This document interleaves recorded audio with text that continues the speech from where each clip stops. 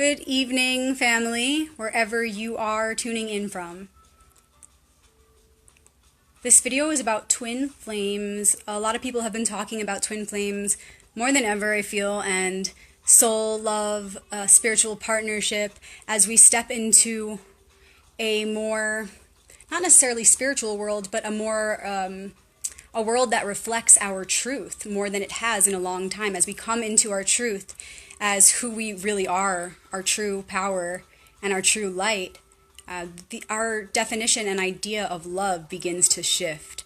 And so a lot of people are questioning, will I be able to experience this type of a love with someone on this planet? Is it possible? And what does that look like? What happens when twin flames come together or lovers come together in such an elevated and transcendent union? First of all, it's like we're just getting to know ourselves as a collective.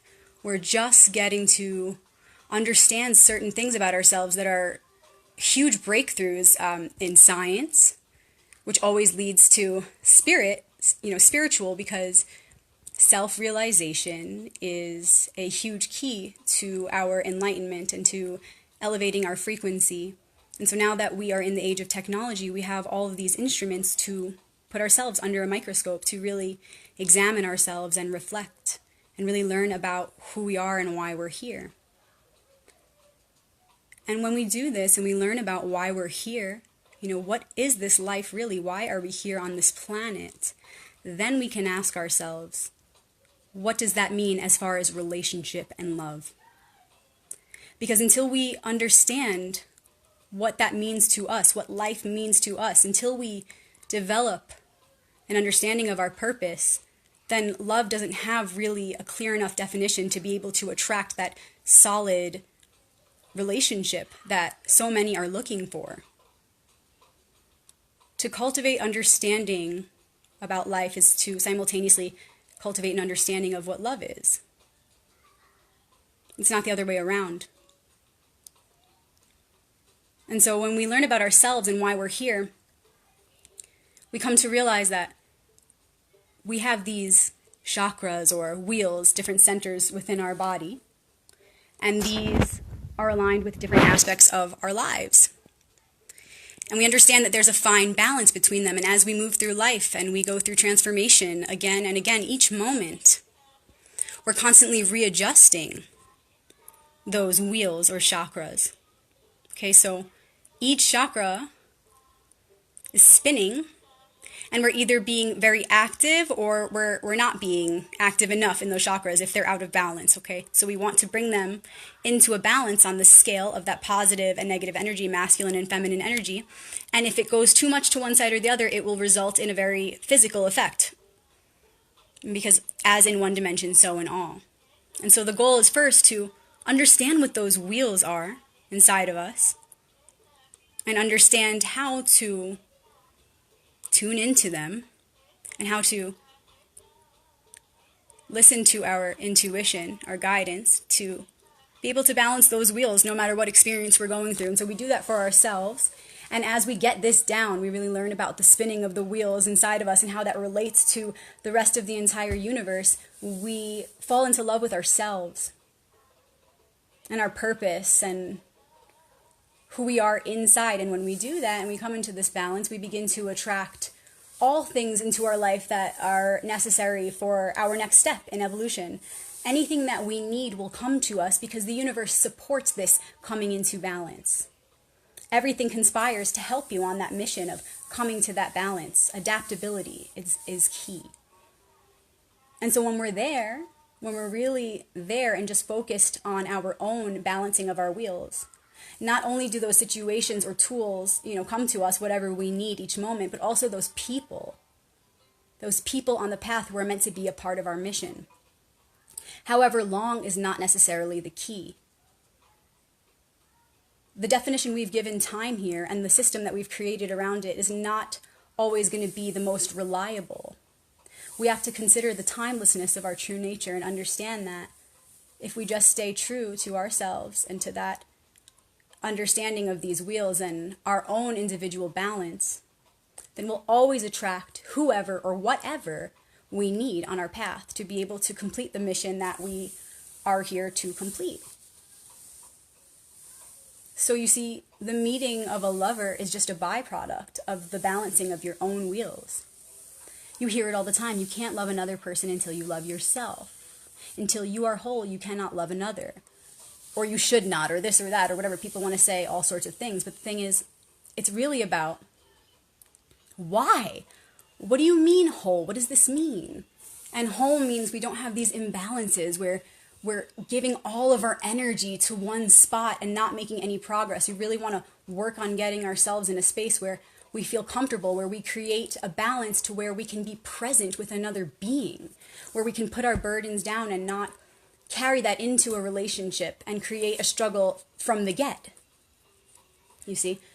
And when we come together, what happens is we have an opportunity. Okay, it takes dedication and it takes commitment, but we have an opportunity to see things not as in the two becoming one. From one aspect, yes, the two are becoming one, but also looking at our multidimensional nature and seeing that each one of us has a masculine and feminine energy.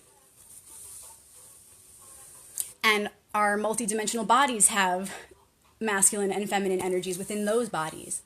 And so just starting with this physical body here, we have a body, and that is, obviously operating on one or the other. And then we also have our soul energies. And so whatever aspects about you are feminine and whatever aspects are masculine, and of course the multidimensional ones, which are always shifting, those polarities at play are playing with the polarities which are seemingly outside of you, in another person, in your environment, all around you.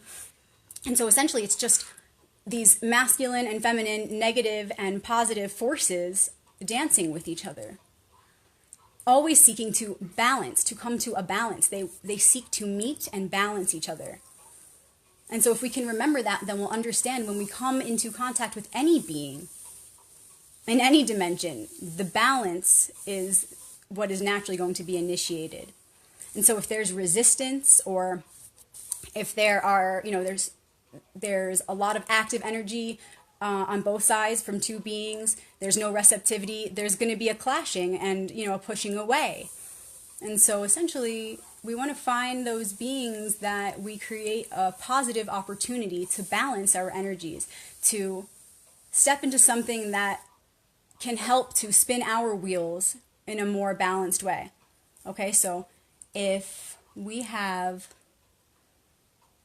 an overactive sex drive, for example, okay, or that same chakra is not just sexuality, but also, say we have a lot of anger or frustration. We just have a lot of earthly energy. We will find it very calming to be around people who are more of a watery spirit, a feminine energy. Even sitting by a stream would help balance that out. So it's not just with people, you see. And when time is considered in its truer definition, we begin to look at the length of our relationship very differently. A twin flame doesn't necessarily mean a whole lifetime. It doesn't necessarily mean you'll even meet in this lifetime. Maybe we have multiple twin flames. I don't know, but I don't think we need to so much focus on the word as we do need to come back to the understanding of who we are as individuals and how, from there, we're all connected. What then? What definition of twin flame or divine lover naturally unfolds for you when you consider why you are here on this planet at this time?